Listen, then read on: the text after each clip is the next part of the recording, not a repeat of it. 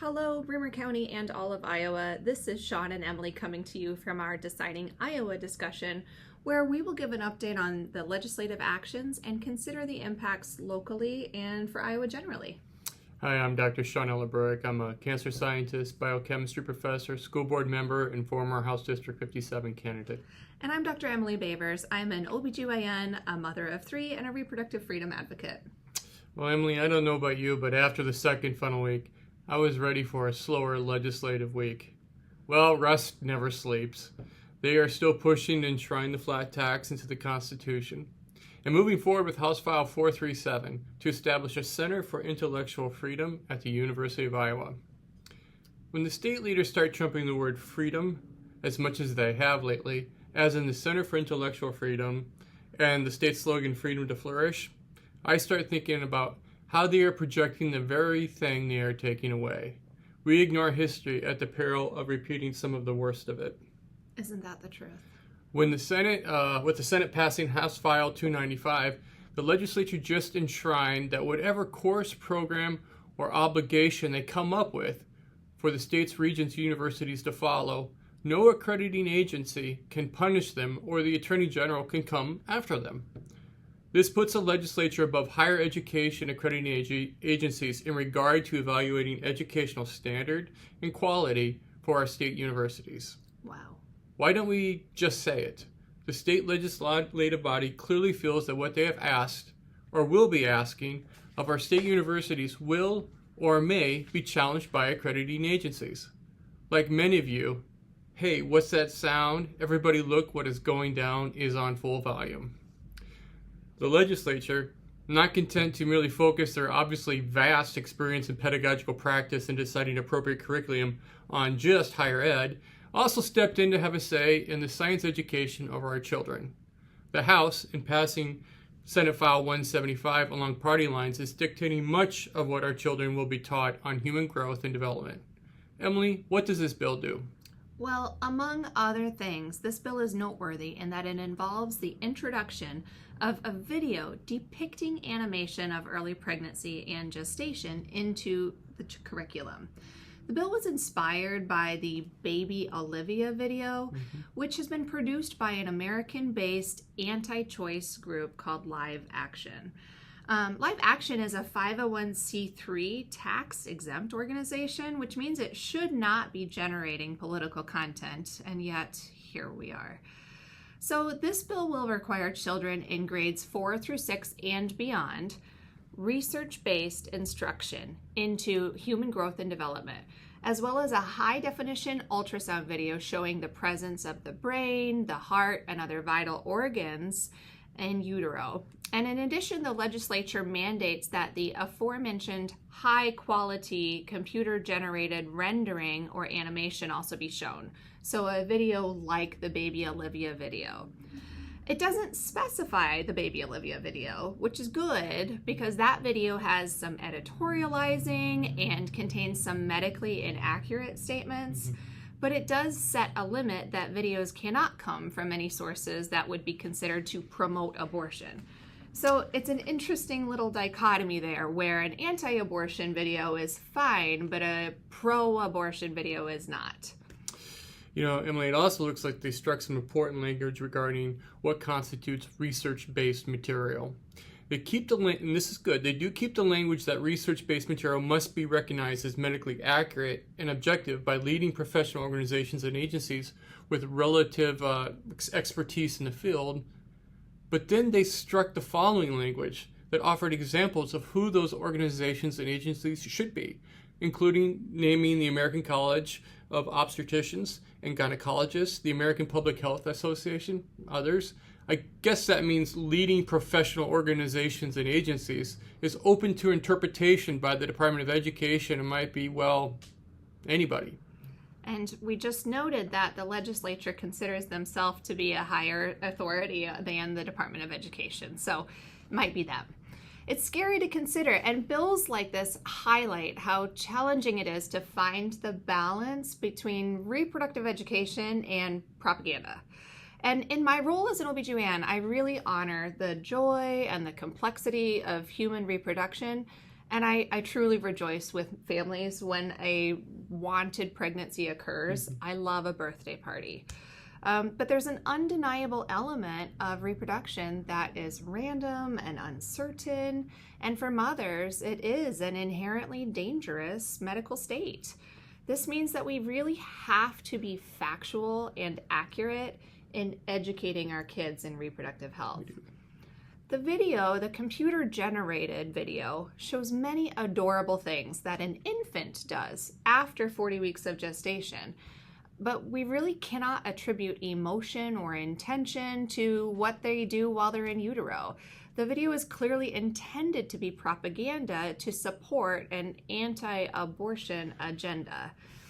The other thing that this computer-generated video does not delve into is the reasons that many people may not seek to continue a pregnancy, how fetal anomalies can be present, or the life-threatening conditions that can develop in pregnancy. The other thing worth noting is that any education regarding pregnancy prevention is not required by the Iowa legislature. This means kids may not be educated on how to use condoms, about contraceptives, or about prevention of sexually transmitted infections. In addition, sex education that is taught in schools is subject to opting out, where parents can elect to not have their kids hear it.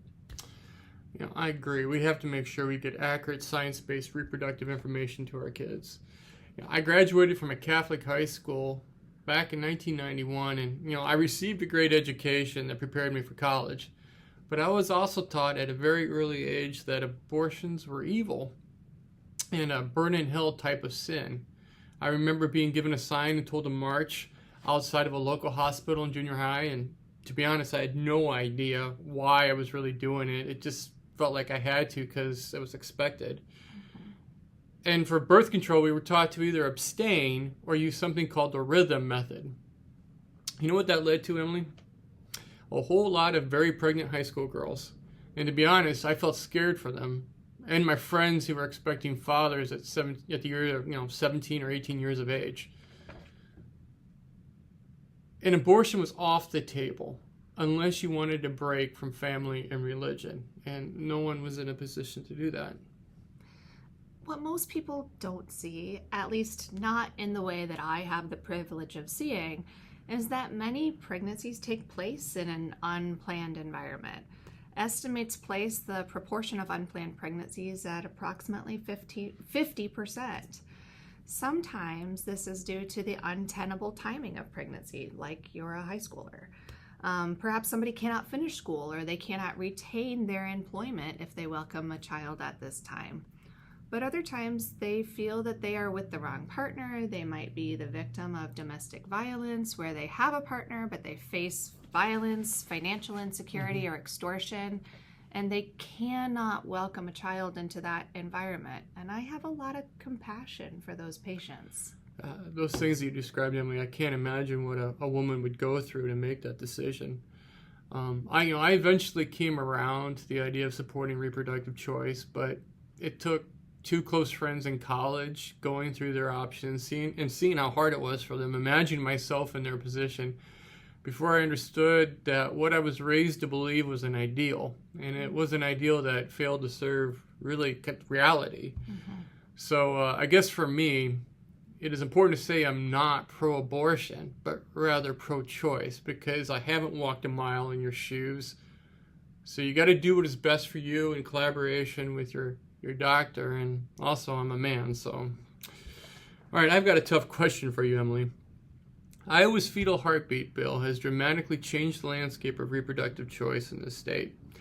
It used to be that you had, you could have an abortion up to, I think, 20 weeks of pregnancy, but now you can only have an abortion before the heartbeat, and I think they can detect that in some cases as early like as 6 or 7 weeks or something. Yeah, right around 6. I'll be honest, thinking about the older law, 20 weeks sounds like too long for me personally, but 6 weeks with a couple of visits put in there, it doesn't seem very practical either. So can you help me understand why the old law was 20 weeks? Yeah, I mean, I can definitely understand you saying that 20 weeks halfway through pregnancy, it seems like a long time. But most women get their first complete ultrasound between 18 and 22 weeks. And that's where the fetal anatomy is examined and many fetal anomalies are diagnosed. The structures, things like the kidneys, the lungs, the heart, and the brain, they really cannot be seen well prior to that time.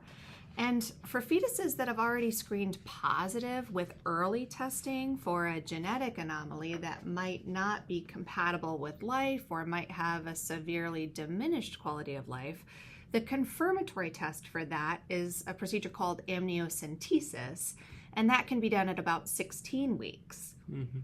So by the time the patient gets to that point, gets that procedure, the test results come back, the patient has time to absorb that information and discuss with their doctor and loved ones, and then coordinate care.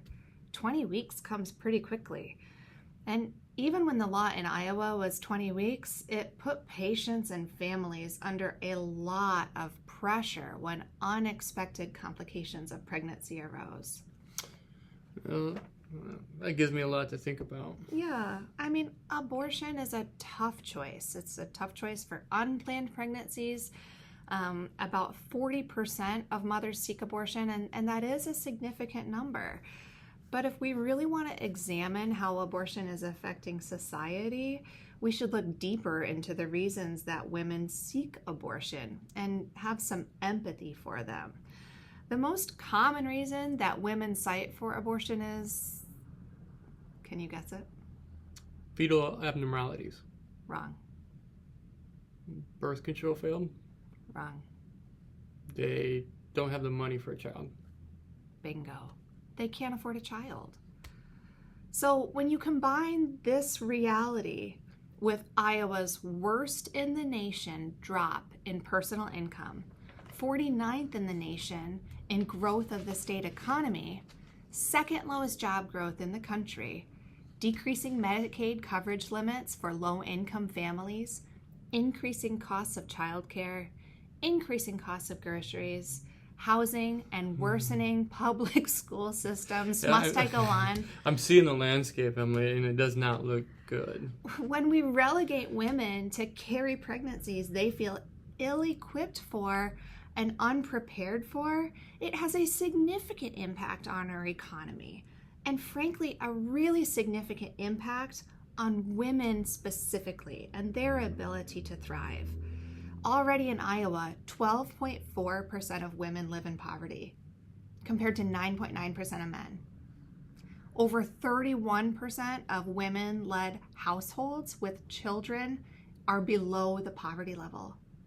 Women should be in a position to make decisions based upon their own livelihoods and that of their existing families.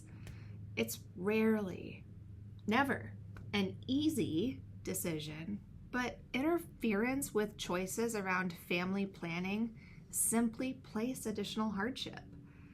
When we think of the goals of a law like Senate File 175, whose interests are we really serving?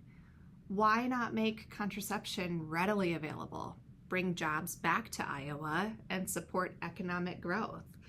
Make healthcare accessible for both the well-off and the poor. Mm-hmm. Teach our kids how to prevent disease and pregnancy until they are ready to support a family, rather than spread propaganda by an anti-choice agency while continuing to gut the state of the supports that families need. Yeah, we're on the wrong path, Emily. Yeah, the legislature should focus on solving problems Iowa families face, spend less time telling teachers what exactly to teach, and physicians how to treat their patients. How about the legislature show how pro-family they are by making Iowa safe, reducing pollution, increasing wages, continue to make childcare more available, having healthcare access and coverage, funding schools, and teaching about preventing unplanned pregnancy. We have a lot of work to do. Speaking of hard work, Emily, thank you for all that you do in providing medical care for the Cedar Valley. We are lucky to have you in the community. Thank you. Be well, Iowa.